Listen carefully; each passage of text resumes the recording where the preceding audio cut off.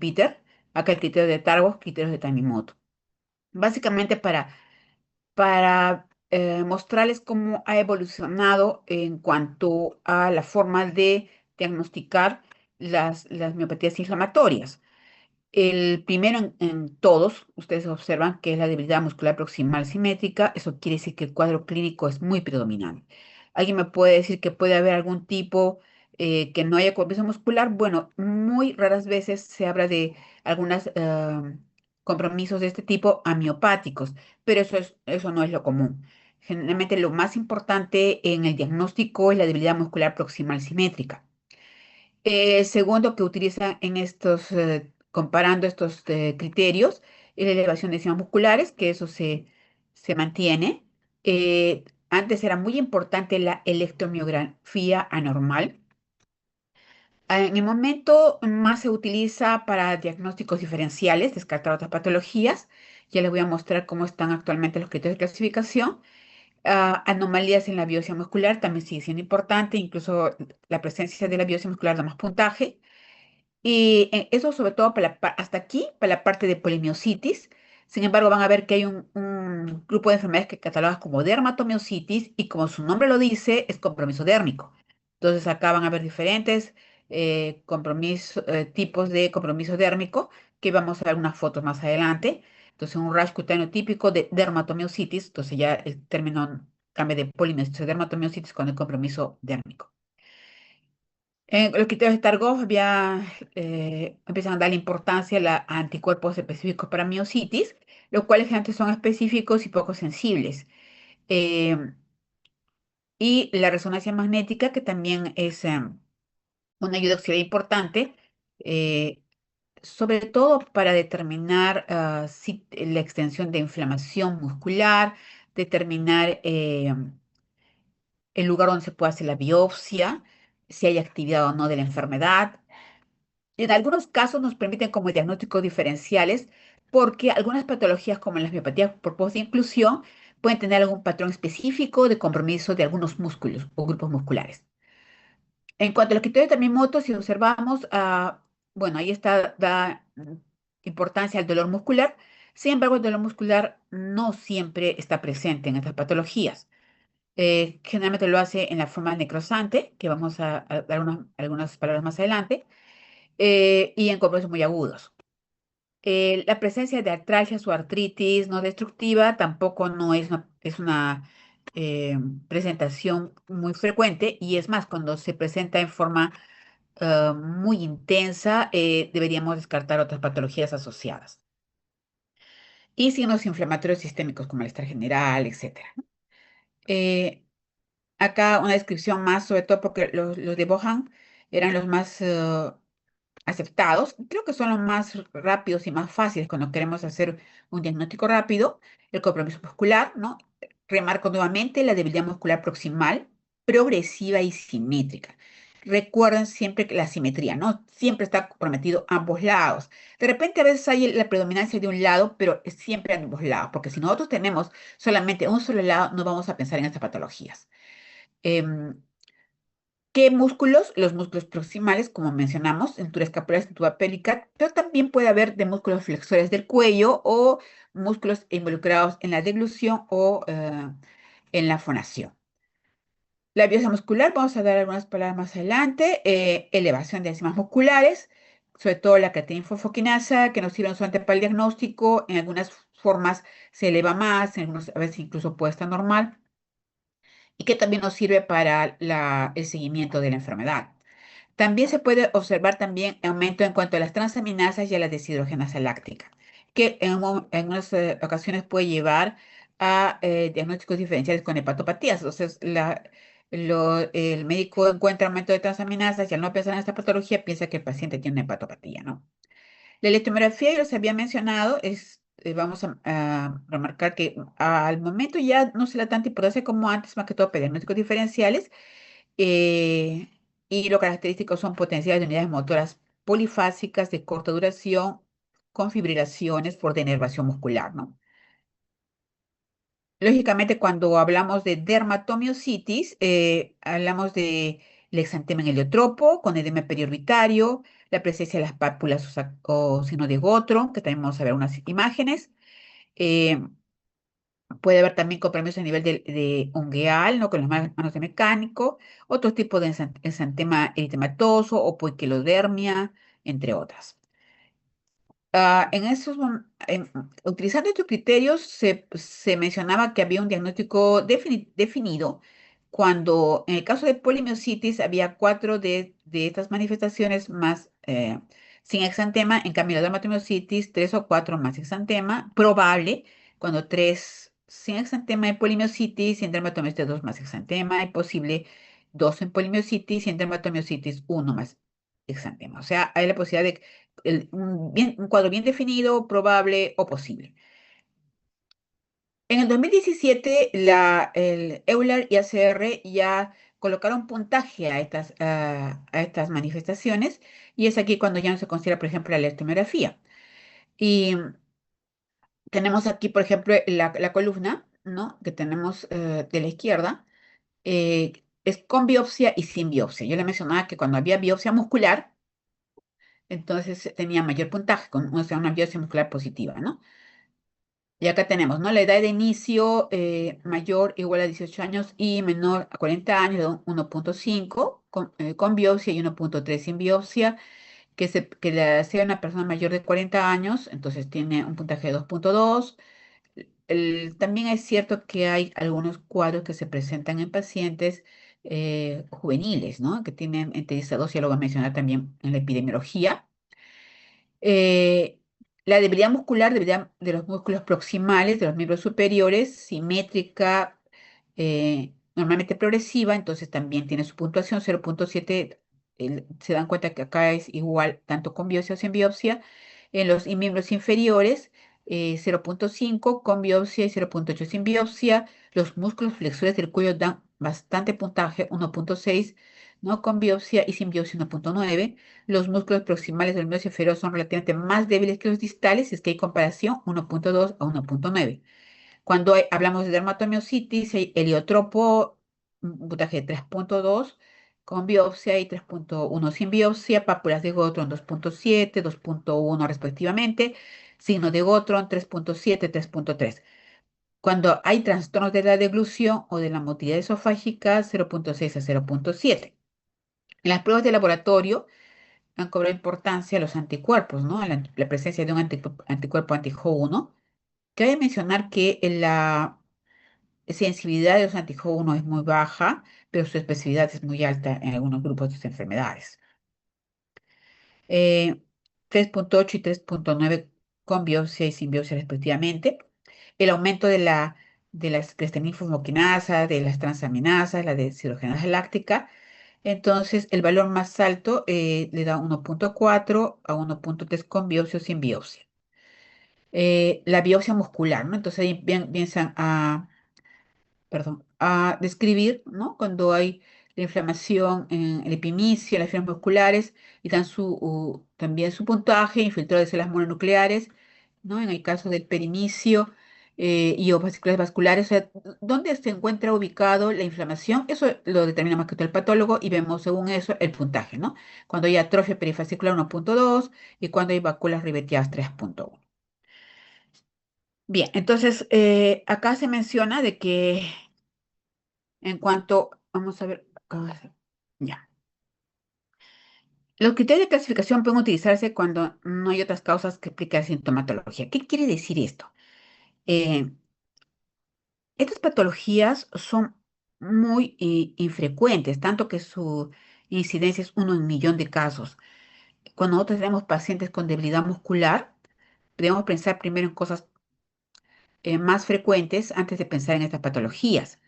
Entonces, por eso es lo que menciona, ¿no? Cuando yo he descartado otras causas de debilidad muscular, recién yo puedo utilizar esos criterios de clasificación para miopatías inflamatorias idiopáticas, teóricamente, porque no tienen una explicación, ¿no? No hay una causa que explique esta debilidad muscular. Y este generalmente es de etiología autoinmune. Entonces, los criterios los voy a utilizar cuando no hay otra causa que explique la sintomatología. El diagnóstico se considera seguro o sea, con una probabilidad de más del 90% si el resultado es mayor o igual a 8,7. O sea, hay que sumar todos los puntajes que hemos mencionado. Y si tenemos un total de más o igual a 8,7, entonces el diagnóstico es bastante seguro, ¿no? Con una probabilidad de un 90%, mayor, incluso 90%. Varía también con la biopsia. ¿M? Es probable cuando tienen más de, probable con una probabilidad de un 55%, ¿no? Eh, y respectivamente con 6,7 y 5,5 con biopsia y sin biopsia. Entonces, es un poco más complejo estos criterios de clasificación, por eso les he mencionado ambos, sobre todo cuando tenemos que hacer algo más rápido y pensar en esas patologías que son a veces muy difíciles de diagnosticar. Les mencioné que hay diferentes clasificaciones, ¿no? Yo les he traído esta que es más fácil. Se ha asociado ahora una nueva forma de presentación, en una forma más agresiva, ¿no? La miopatía necrotizante de etiología autoinmune, pero generalmente los clasificamos como polimiositis, dermatomiositis juvenil, miopatías asociadas a neoplasias, miopatías asociadas a enfermedades de colágeno, miopatías por grupos de inclusión, ¿no? Esa es la clasificación más utilizada que lo dieron Bohan y Peter. Polimiositis, lógicamente, el compromiso básicamente es muscular. Dermatomiositis, cuando hay compromiso dérmico y muscular. Dermatomiositis juvenil, que se presenta en adolescentes. Miopatías asociadas a neoplasias, sobre todo descartados en pacientes mayores de 50 años. Miopatías asociadas con enfermedades de colágeno. ¿Y por qué esto? Porque enfermedades, por ejemplo, como el lupus eritematoso, artritis reumatoide, esclerodermia y algunas vasculitis, puede tener compromiso muscular que generalmente no es tan severo como en las miopatías primarias inflamatorias. La miopatía por de inclusión tiene un lugar aparte porque tiene otro tipo de evolución, otras alteraciones fisiopatológicas e histopatológicas también, ¿no? Hablando acerca de la epidemiología, entonces hemos visto 0,5, 8,4 por millón. Hay una edad de presentación bimodal, generalmente es más en adultos, 45 a 60 años, pero como les mencionaba, hay un pequeño pico entre los 10 a 15 años en niños. Lógicamente, cuando está asociada a colagenopatías, la miopatía inflamatoria, en ese caso generalmente es en la edad que es más frecuente esa colagenopatía. Un ejemplo, en el caso de las pacientes con lupus eritematoso, entonces son más frecuentes en las mujeres en edad fértil y por lo tanto esa miopatía se va a presentar más frecuentemente en mujeres de edad fértil. Las miopatías asociadas a neoplasia generalmente son en personas mayores de 50 años. En cuanto al sexo, en los grupos, la mayoría está asociado más frecuente en una proporción de 2 a 1 mujeres, sobre todo las miopatías inflamatorias idiopáticas en general, tanto la polinomíastica como la dermatomiositis. La miopatía por copos de inclusión tienen una proporción más bien inversa, es más frecuente en varones que en mujeres. ¿Ves? Una de las primeras diferencias que hay con las miopatías por copos de inclusión. Acá algunos cuadros de diferenciación en estas patologías. El caso de la dermatomiositis y la polimiositis más en el sexo femenino y la miopatía por grupos de inclusión más en el masculino. En la edad de comienzo, la dermatomiositis es la que tiene el pico bimodal de adultos y niños, polimiositis mayores de 18 años y miopatía por grupos de inclusión mayores de 50 años, ¿no? La asociación con conectivopatías, sobre todo en la dermatomiositis, ¿no? Es más frecuente. eh, la polimiositis en un 20% y la miopatía por exclusión en un 15%. Asociada con cáncer más frecuente es dermatomiositis. También se ha referido a algunos casos en polimiositis, pero son más frecuentemente con dermatomiositis. El contexto familiar es más con miopatías de cuerpos de inclusión, se reportan algunos casos. La respuesta al tratamiento, ya vamos a mencionar que el inicio siempre es con corticoides, es más frecuente una respuesta a ellos con dermatomiositis y polimiositis y no con miopatía por grupos de exclusión. Entonces, generalmente esta patología no responde al tratamiento. Bueno, acaso para mencionar las anti-J1, vamos a hacer un cuadro también en la que hay otros tipos de anticuerpos que se están descubriendo en la que se han escrito en la actualidad. En la patogénesis, yo les he mencionado varias veces que son miopatías inflamatorias autoinmunes, ¿no? Entonces, por qué pensamos que son autoinmunes, ¿no?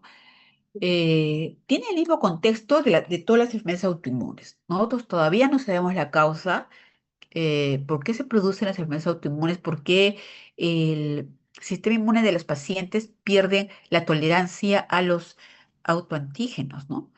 Eh, pero lo que sabemos que hay un factor genético, hay una predisposición genética que va a ser activada por un factor ambiental, ¿no?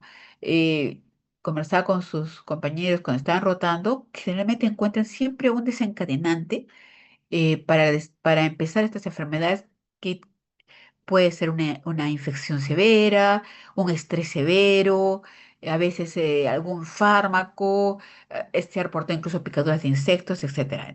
Y el mismo contexto está en las miopatías inflamatorias, porque también se piensa que tiene un componente autoinmune porque se asocia con enfermedades autoinmunes y hay presencia de anticuerpos circulantes, ¿no? Ah, Se piensa también que algunos virus podrían estar relacionados, entre ellos los picornavirus. Incluso se ha hecho algunos modelos que ya se han desencadenado miopatías crónicas en algunos roedores, ¿no? Por ejemplo, los ratones Swiss desencadenan con los Coxsackie-virus 131 y se ha visto que pueden desencadenar miopatías crónicas. Otra cosa importante es que hay generalmente las miopatías tienen como momentos durante el año en la cual son más frecuentes, ¿no? Tienen sus periodos por estación. Y los anticuerpos son más frecuentes según la estación en la que se presentan. Por ejemplo, es muy frecuente que en primavera haya un brote de miopatías inflamatorias, ¿no? En la primera mitad del año se habla, por ejemplo, del síndrome antisintetasa, hablaremos algo sobre este síndrome. Y en la segunda mitad de año, por ejemplo, el anti-SRP, que es otro anticuerpo, es más frecuente, ¿no? En los factores genéticos, bueno, no hay un alelo específico, pero se ha descrito el HLA-DR3. Ustedes saben que este alelo está muy relacionado con muchas enfermedades autoinmunes. Y también se le ha relacionado con las miopatías inflamatorias. El anti-JO1, que es el anticuerpo que les he mencionado hasta ahora, más frecuentemente este está asociado con el HLA-DR52. Y también los alelos van cambiando según la raza, ¿no? Entonces, se ha visto, por ejemplo, que en los pacientes caucásicos más frecuente es el HLA-DR3, el HLA-DR6. En cambio, en las miopatías por grupos de inclusión han encontrado más HLA-DR1, DR6 y DQ1. Es importante también mencionar que en cuanto a la fisiopatología como tal, en la polimiositis sin compromiso dérmico, se ha visto que hay una citotoxicidad antígena específica, ¿no? O sea, más es una respuesta celular. Y eso también se ha visto en la miopatía por copos-de-inclusión. En cambio, en la dermatomiositis se ha visto una predominancia de un mecanismo inmunomoral en la cual están presentes los linfocitos B, pero también para su actividad linfocitos CD4. ¿Qué más se ha visto comparando en otras patologías? El infiltrado predominante, ¿no? En la dermatomiositis hay más TCD4 y células B. Hemos mencionado de que el componente humoral es predominante en este caso. Y en la polimiositis, los TCD8, ¿no? Las supresoras, sobre todo en el domicio y la miopatía por causa de inclusión igual. Necrosis de fibras es escasa en la dermatomiositis y marcada en la polimiositis, sobre todo, ahora se está describiendo, tengo un cuadro más adelante, y se ha agregado un nuevo grupo que son las miopatías necrotizantes de tipo autoinmune, de respuesta autoinmune, y la miopatía por cuerpos de inclusión con una necrosis moderada. Vasculitis más con la dermatomiositis y no se ve presencia de compromiso vascular en la polimiositis como en la miopatía por cuerpos de inclusión y la asociación con neuropatía en las miopatías por cuerpos de inclusión. Por eso en este grupo no solamente hay debilidad proximal, sino debilidad distal porque hay neuropatía asociada. Alguna acá una imagen en la cual se ve ¿no? la presencia de infiltrado de CD4, CD8, ¿no? En el caso de la polimiositis y en el caso de la dermatomiositis, la predominancia de los complejos, ¿no? Con los anticuerpos y las células B. Citocinas, bueno. es un proceso inflamatorio y lógicamente vamos a tener aumentadas las típicas interleucinas inflamatorias, la interleuquina 1 alfa, 1 beta y el factor de necrosis tumoral alfa, y que van a predominar en la inflamación de estos pacientes. Yo les recomiendo siempre tener su algoritmo porque se remarca que estas patologías son raras y tenemos que descartar patologías mucho más frecuentes. Entonces, este algoritmo, acá observando, tenemos un paciente con debilidad muscular objetivable. O sea, yo veo y hago el examen de mi paciente y veo que este paciente tiene debilidad muscular.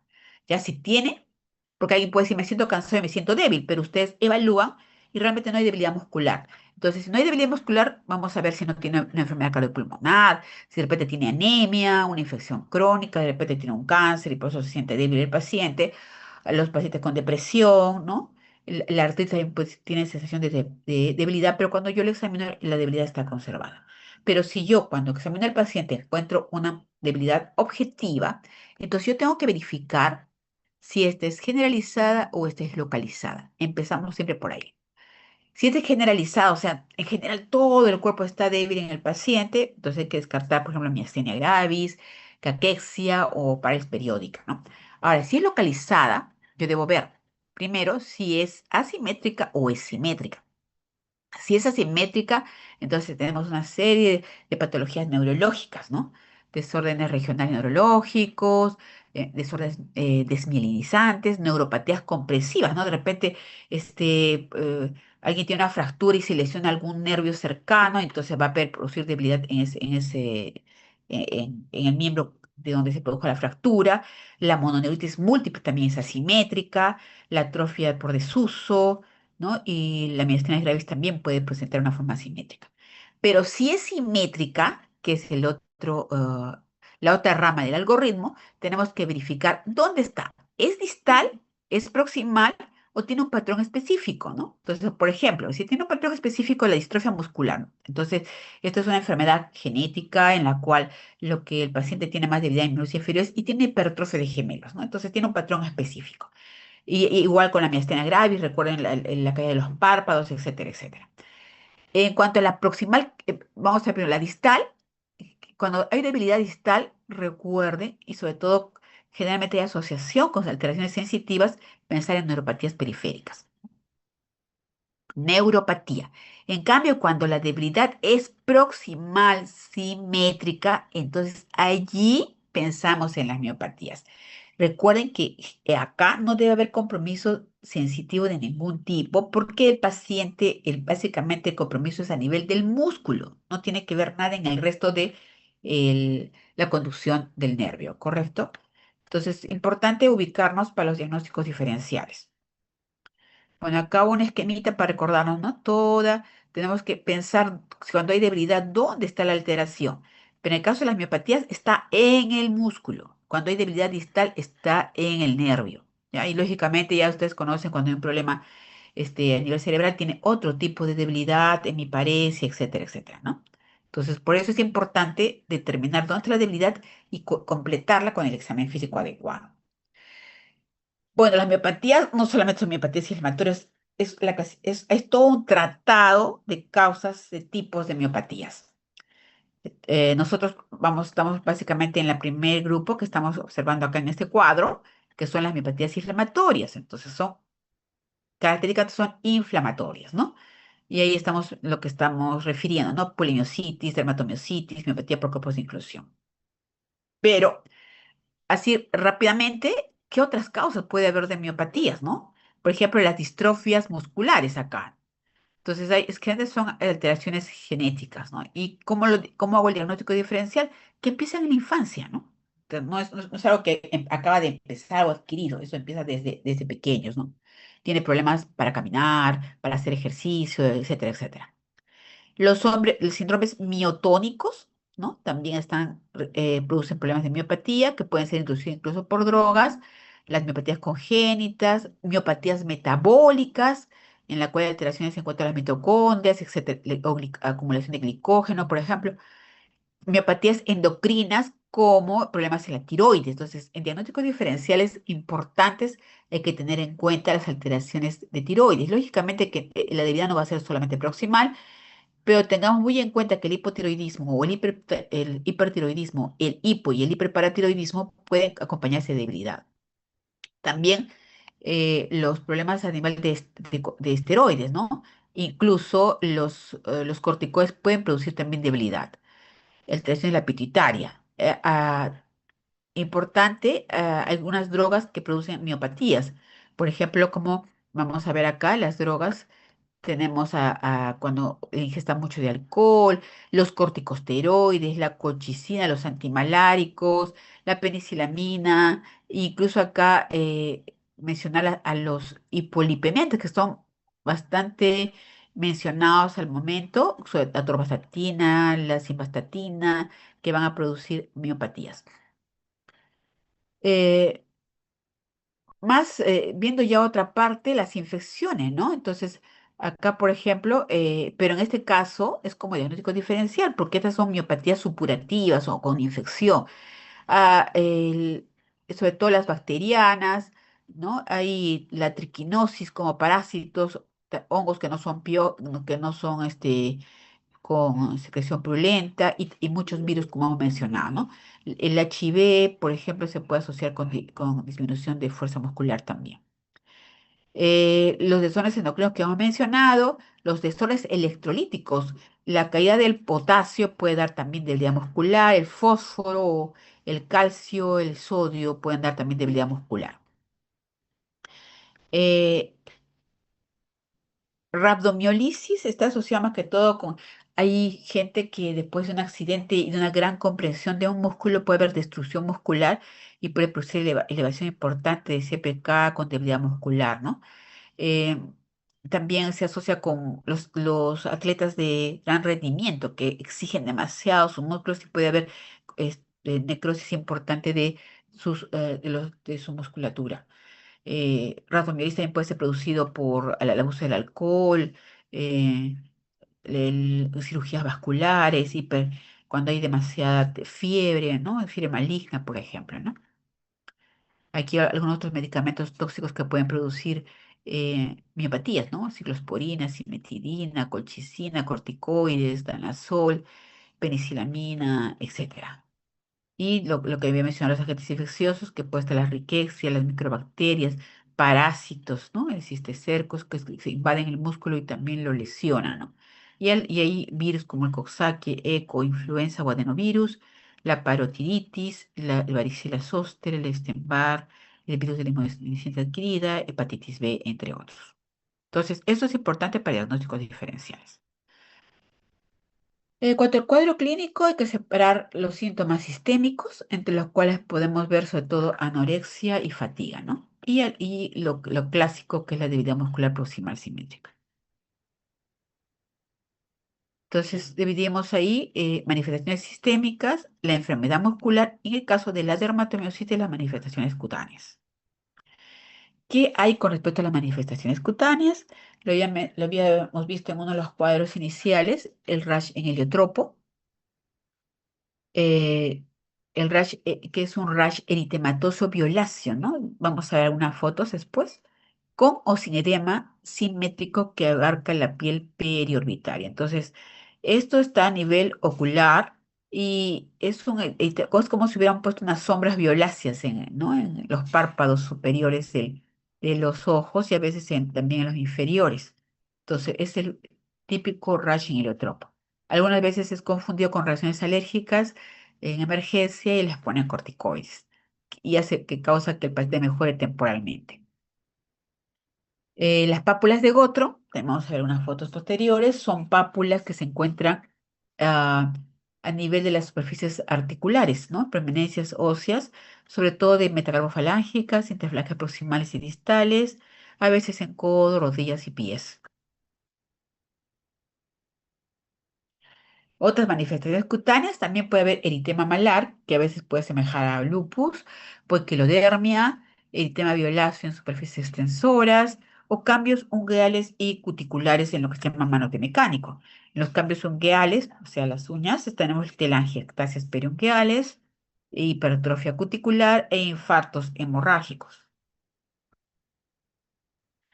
Ah, las miopatías inflamatorias, la forma de evolución y la forma de inicio puede ser de tres tipos, ¿no? Acá yo estoy poniendo lo más frecuente, que es el inicio insidioso, el cuadro se va instaurando en 3 a 5 meses, es un cuadro subagudo, pero hay otros pacientes que pueden hacer un cuadro muy agudo, el cual el inicio es más rápido y además evoluciona en días a semanas en forma muy agresiva de enfermedad y mucho más peligrosa. Y acá se menciona esta nueva clasificación que estamos hablando de las miopatía necrotizante. Ya sabemos que los músculos proximales, caderas, hombros, son los más afectados. En un 50% se puede encontrar los músculos del cuello, sobre todo los flexores, una disfunción del esófago y obstrucción cricofaringia ocasionando disfagia, o una debilidad muscular faríngea ocasionando disfonía. Puede haber mialgias y artralgias y la artritis franca es rara, ¿no? Incluso cuando hay artritis podemos estar pensando en un síndrome antisintetasa, porque no es frecuente, la mayor parte de pacientes no tienen ningún compromiso articular. El fenómeno de Raynaud, como ustedes han estado observando durante todo el curso, puede presentarse en varias enfermedades, no es específico de ninguno, tal vez es más frecuente en la esclerodermia, pero se puede presentar en el lupus, en la artritis reumatoide y en las miopatías inflamatorias y algunas vasculitis. Cuando los cuadros son mucho más agresivos, pueden haber compromiso pulmonar del tipo de fibrosis pulmonar y vamos a ver que a veces están asociados con algún tipo de anticuerpo y de muy mal pronóstico, y presentando fibrosis o neumosis intersticial y como complicación, debido a que el paciente tiene dificultad para la deglución, puede haber neumopatías por aspiración, que es una complicación y causa de mortalidad. Bien, vamos a dar una revisada a estas fotos en las cuales podemos observar el eritema heliotropo, ¿no? De repente la imagen no se ve muy bien el color violáceo, pero podemos observar el edema palpebral bilateral. Por eso es que muchos pacientes son llevados a emergencia y piensan que tiene una reacción de hipersensibilidad hacia algo, le ponen su antihistamínico y le ponen su corticoide, mejora temporalmente y luego vuelve a recaer y de repente nadie preguntó si había debilidad muscular, que generalmente está presente ya. Acá podemos ver lo que se describe como manos de mecánico o alteraciones ungueales, ¿no? Con hipertrofia cuticular, ¿no? Se ve claramente la hipertrofia cuticular, ¿no? De las angiectasias periungueales, y a veces se ve algunas lesiones como vasculitis, que son como astillitas rojitas en esta parte de las uñas y que eso indica gravedad de enfermedad, ¿no? Acá está lo que llamamos el gotro, ya el signo de gotro, que es las lesiones acá maculares en la región de metacarpofalángicas, pues también interferencias proximales, algunas son más rosaditas, más descamativas, ¿no? Acá en superficies de extensión generalmente, interferencias proximales, placas distales, metacarpofalángicas, pues también están en rodillas, en codos. Acá más claramente podemos ver no solamente las lesiones de gotro, que están observándolas, uy, las lesiones de gotro, sino también vemos las lesiones en las uñas, ¿no? Que es, acá podemos observar, ¿no? De manos de mecánico y a las lesiones de gotro acá. Acá también mucho más claro, lesiones de gotro, metacarpofalángicas, cefálicas proximales. Y acá, por ejemplo, acá es más claro las lesiones en astilla, ¿no? En esta foto se puede ver mejor el heliotropo. Vemos acá la coloración, ¿no? Media violácea. Y también un eritema malar que también se puede observar, ¿no? Que se parece un poco al lupus, pero acá el heliotropo sí es clarísimo. Y este es una dermatomiositis juvenil. Eh, la calcinosis, que es el depósito de calcio en partes blandas, se puede observar en algunos casos, no siempre, de dermatomiositis, ¿no? Entonces, aquí ven, por ejemplo, el depósito de calcio en el tejido cerebral subcutáneo que semeja a la pasta dental, ¿no? Y que cuando son grandes extensiones se infectan y es muy doloroso y muy limitante para el paciente. Y cuando vemos en la radiografía, vemos acá los depósitos de calcio. Hemos mencionado que puede haber compromiso pulmonar, que generalmente significa agresividad, tanto como fibrosis pulmonar como neumonitis. Aquí también algunas imágenes de fibrosis pulmonar en la tomografía de un paciente con miopatía inflamatoria. Otro órgano que también se puede comprometer es el corazón, produciendo miocardiopatías y generalmente la presentación son anormalidades electrocardiográficas que generalmente eh, no producen síntomas y casos mucho más menos frecuentes pueden producir arritmias supraventriculares, cardiomiopatía e incluso insuficiencia cardíaca congestiva. En el laboratorio es importante la creatinina fosfoquinasa, la CPK, que indica entre más alto el nivel, generalmente indica más severidad, ¿no? Otras enzimas que también se utilizan es la aldolasa, transaminasas, TGO-TGP, deshidrogenaláctica, que están más frecuentemente elevadas en estos casos. La velocidad de sedimentación es normal en el 50% de los casos.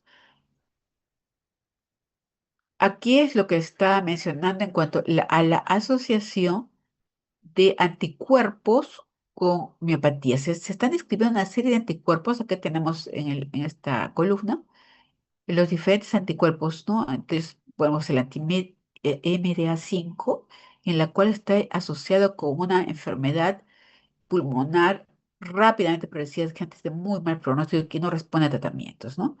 Hay dermatomiositis con lesiones típicas y ulceraciones, puede haber dermatitis leve o ausente, ¿no? Entonces, son asociaciones que podemos ver con la presentación de algún anticuerpo, ¿no? Que podemos ver en pulmón, que podemos ver en piel, ¿no? Tipo de miopatía, ¿no? Entonces, si está asociado o no a neoplasias. Acá tenemos, por ejemplo, la antimidós, ¿no? Que tiene, aparentemente no se asocia con alteraciones pulmonares, pero sí con lesiones típicas de dermatomiositis, hace un tipo de miositis moderada, ¿no? La asociación a neoplasias es variable, o sea, hay reportes en los que no está asociada y otros que sí, el anti-NPX2, en la cual no se ha reportado compromiso pulmonar. Las lesiones de dermatomiositis son típicas, generalmente es muy severa de inicio, ¿no? Está asociada a neoplasia y, y no tiene otro síntoma característico, ¿no? Y aquí vemos la anti-T1F1G, que no tiene tampoco afección pulmonar hasta el momento reportada, dermatomiositis de lesiones típicas severas y fotosensibles, y da un cuadro de miopatía a veces leves, y formas incluso amiopáticas, o sea, en la cual no hay debilidad muscular, y más que todo hay lesiones dérmicas y es frecuente en personas mayores de 40 años. Y en estos casos sí podemos ver la calcinosis que hemos observado en las fotografías, ¿no? La presencia de anti-CRP, en la cual se hay enfermedad pulmonar, eh, y entonces el compromiso diérmico es variable, ligeramente atípico, o sea, no vemos frecuentemente el heliotropo o el gotro. Generalmente el compromiso muscular puede ser muy severo con creatinina y fosfoquinasas muy altas, ¿no? No asociado a gente con neoplasias y otro cantidad clínica importante, ninguna. Anti-HMGCR, también con el pulmón no hay nadie conocido, el compromiso variable atípico, la miopatía está asociada con la miopatía necrótica, ¿no? Inmunomediada, severa, con que estén muy, muy altas, ¿no? Y a veces asociado con el uso de estatinas como desencadenante.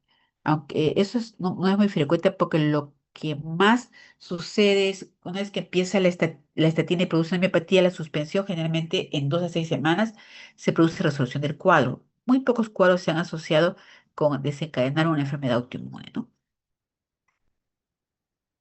La anti-CN1A, que no hay compromiso pulmonar referido, ni tampoco dérmico, ¿no? Entonces, ese sí está asociado con la miopatía de cuerpos de inclusión. Y la CPK no está poco elevada, no se asocia con neoplasias y puede estar presente en lupus y asociado con lupus y Sjögren. Igual acá tenemos, ¿no? Otras asociaciones de estos anticuerpos que están asociados con síndromes de sobreposición. ¿Qué quiero decir?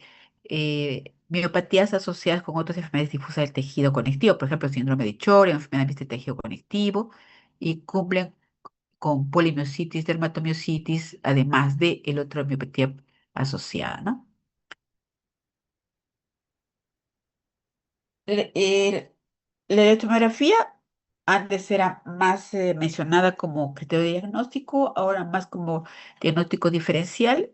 Se caracteriza por potenciales unidades motoras bajas de amplitud y corta duración. Vamos a ver un esquema, la siguiente, para mostrarle cuál es la diferencia entre normal y alteración por miopatía y neuropatía. Es característico las fibraciones de presencias de ondas positivas agudas, o sea, lo que se llaman las ondas de inserción, ¿no? Irritabilidad de inserción. Y hay descargas bizarras de alta frecuencia espontáneas por el músculo inflamado. Entonces, uno cuando acompaña al paciente en su examen siente como si fuera un granizado, ¿no? Las descargas bizarras de alta frecuencia que se producen en la electromiografía. Recuerde que la electromiografía va a permitir determinar la velocidad de conducción, ¿no? Nerviosa, ¿no? Y acá la placa en forma indirecta. Entonces, es lo que evalúa realmente la electromiografía, la velocidad de conducción normalmente debe estar conservada en los pacientes con miopatía. Aquí los resultados de la electromiografía, generalmente las ondas son de esta forma, normales. En las neuropatías, ¿no? Entonces, fíjate, puede haber alteración mixta. Y en las miopatías sí son pequeñas, se acortan, tanto en longitud como en altura, ¿no? Incluso las alteraciones de la electromiografía, esta tríada que hemos mencionado anteriormente, puede estar incompleta y solamente presentarse parte de la triada o la electromiografía incluso puede ser normal en un 10 y 15% de los casos. La biopsia. La biopsia, ustedes han visto que también tiene una importancia ah, para determinar la extensión de la enfermedad o comprobar el diagnóstico si hay tampoco diagnósticos diferenciales. Pero es importante que la biopsia sea adecuada. Las lesiones que se producen en las miopatías no es de forma uniforme en todo el músculo, se produce por parches. Entonces, puede suceder que cuando yo tomo la biopsia puedo haber tomado una parte del músculo que no está comprometido, ¿no? Entonces, y de repente lo encuentro normal o puedo con diferentes estadios, ¿no? Ahí es mezclado. No todo el compromiso muscular está en la misma etapa. En algunos puede estar con mucha inflamación, en otras con necrosis, en otras con regeneración, etcétera. Cuando ya el paciente tiene una enfermedad más prolongada, ya el infiltrado no va a ser tan característico y ahí puede haber atrofia y en casos ya mucho más crónicos va a haber reemplazo incluso del músculo con fibrosis intersticial y generalmente en estos pacientes cuando tienen una gran fibrosis tienen una secuela de debilidad importante. Aquí algunas palabras, algunas imágenes, ¿no? Acá, por ejemplo, ven infiltrado inflamatorio importante en los músculos a nivel perifascicular. En cambio, acá, por ejemplo, se ve mucho más atrofia, ¿no? De reemplazo ya por fibrosis de esos pacientes. Ya hemos mencionado ya hartamente los diagnósticos diferenciales, el compromiso cutáneo de la dermatomiositis como un resumen. Acá más les había mencionado que a veces también hay el edema macular. A ver acá. Eritema macular en la parte posterior de hombros y cuello semejando a un chal o en la parte anterior del cuello semejante al signo en B. Acá otra vez heliotropo u otro, manos de mecánico, manos de mecánico, el signo en B, ¿no? Y lo mismo cuando hay en la parte posterior el signo en chal, este es el signo en B. Calcinosis, para repasar. Algunas palabras para el síndrome anticitetasa, que es una presentación eh, que hay que tener en cuenta por la agresividad de la enfermedad, ¿no? Generalmente se presenta en mujeres de edad media, con presencia de fiebre, y una miopatía que tiene una mala respuesta al tratamiento, con una enfermedad pulmonar idiopática difusa, con lesiones cutáneas con manos de maquinista de mecánico y con una artritis marcada y síndrome de Raynaud. Entonces, este es el síndrome sintetasa que generalmente indica mal pronóstico. Acá tenemos también el fenómeno de Raynaud, una foto del fenómeno de Raynaud. Y lo que se había estado mencionando, algunas palabras son los diferentes anticuerpos, ¿no? Todavía estos anticuerpos ya se están haciendo un poco con más frecuencia, pero su costo todavía es alto. En el hospital no tenemos todavía el set de anticuerpos para miopatías, anti-Mi2, MMDA5 que hemos mencionado hace unos momentos, el NPX, ¿no? Algunos asociados sobre todo el P155 y el NPX con neoplasias, ¿no? A veces también, por ejemplo, algunos de ellos varía, depende de la raza. Por ejemplo, el síndrome NXP2 en adultos, italianos, son positivos en 30%, ¿no? Con dermatomiositis asociado a una enfermedad grave y sin asociación con neoplasia. Y sin embargo, en los japoneses está asociado a una neoplasia de un 58% cuando está presente. Recuerde que estos anticuerpos generalmente no son muy sensibles. El síndrome anti-NPX2 en niños, que este sí está asociado en calcinosis y tiene una sensibilidad de un 18 o un 25%. Hay contractura, miopatía con debilidad, incluso enfermedad intestinal y no se asocia con neoplasias. Entonces se dan cuenta que cada anticuerpo está asociado con algún síndrome en especial, ¿no? El anti-P155 con mucha lesión cutánea, debilidad y con enzimas musculares elevadas, hipoequilodermia semejante a psoriasis. La MDA5, esta es una de las más temidas, ¿no? Por su curso clínico rapidísimo, con una hemorragia, incluso llega a la hemorragia alveolar. Hace poco tuvimos un paciente en menos de una semana que estuvo en el hospital, terminó en UCI con insuficiencia respiratoria. Daño alveolar difuso, está la presencia del anti-RO, no se asocia con neoplasias. El MDA5 con poca miopatía, más hay compromiso dérmico y es una dermatomiositis amiopática, en la cual no hay compromiso muscular, hay fiebre, fatiga, pérdida de peso, signos cutáneos característicos, ¿no? El MI2 también, con debilidad muscular, elevación de enzimas musculares. Aquí el signo del Chai y el hilotropa se asocia con antimidos, hipertrofia de cutículas, un buen pronóstico, no neoplasia, sino enfermedad pulmonar.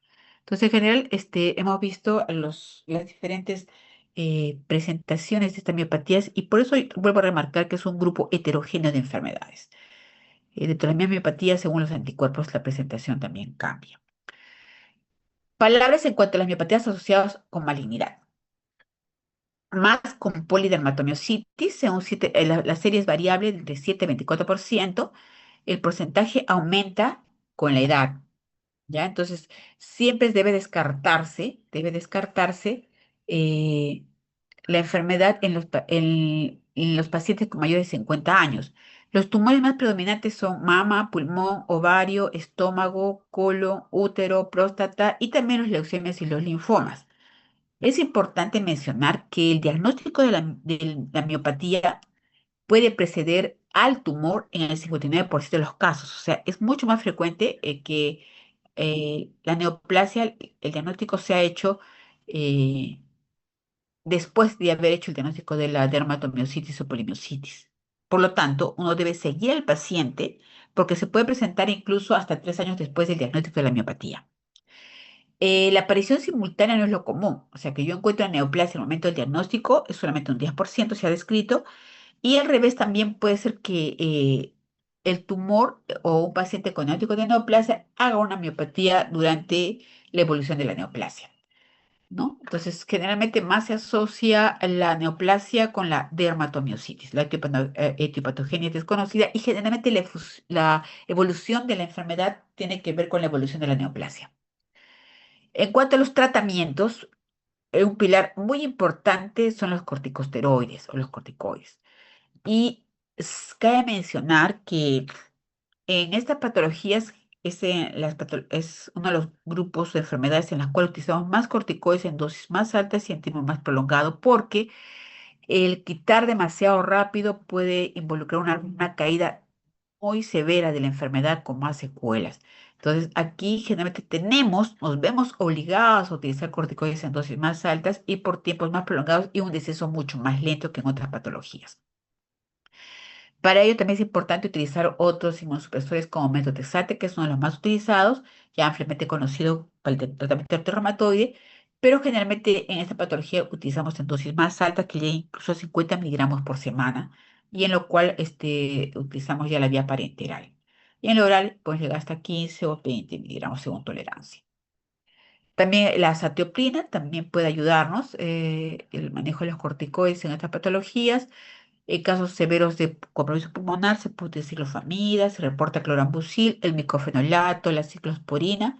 En casos muy graves, podemos de emergencia utilizar plasmaferis, sobre todo cuando hay una inminencia de paro cardiorrespiratorio.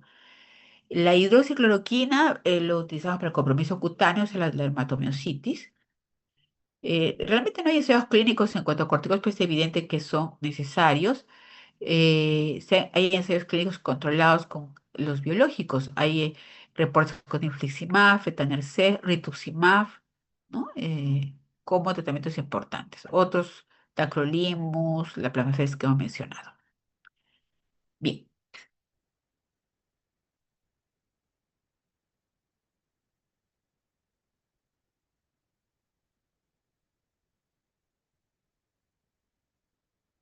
quisiera saber si hay preguntas.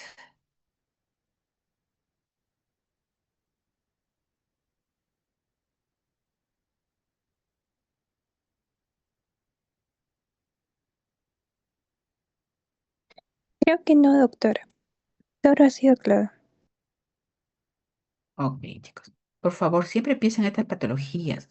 Imagínense, son pacientes que eh, pasan por muchos lugares, van a diferentes clínicas y nadie les hace caso, ¿no? Justamente revisamos y los que estamos rotando por el hospital han presentado el caso de un paciente adulto mayor, ¿no? Que ha estado prácticamente desde el mes de octubre del año pasado dando vueltas por diferentes eh, especialistas, centros de salud, y no les llegan el diagnóstico, tanto que el paciente llegó postrado, tuvieron que llevarlo a una casa de reposo porque no podían ni levantar la cabeza y nadie le decía qué es lo que tenía. Si nosotros no pensamos en esta patología, no vamos a hacer el diagnóstico y evitar la mortalidad o morbilidad de estos pacientes. El señor Víctor, que es nuestro paciente, tiene una debilidad, una atrofia importante de miembros inferiores como secuela del largo tiempo que ha estado enfermo. Entonces, si un paciente le dice que se siente débil, hagan el examen que han aprendido en neurología de debilidad muscular, y se van a dar cuenta. Sean muy observadores cuando un paciente ingresa a su consulta, cómo se sienta, cómo se levanta, necesita ayuda para levantarse, si se echa en la camilla, cómo se levanta, si tiene que hacer maniobras para levantarse, si la cabeza se le cae. Tiene que estar observando porque no es fácil hacer diagnósticos de patologías y como les he mencionado, si nos demoramos mucho en casos que son muy rápidos, el paciente puede morir con un paro respiratorio. Bien, chicos, ¿no hay preguntas? Parece que no, ¿no? Bueno, si no hay nada más, entonces gracias.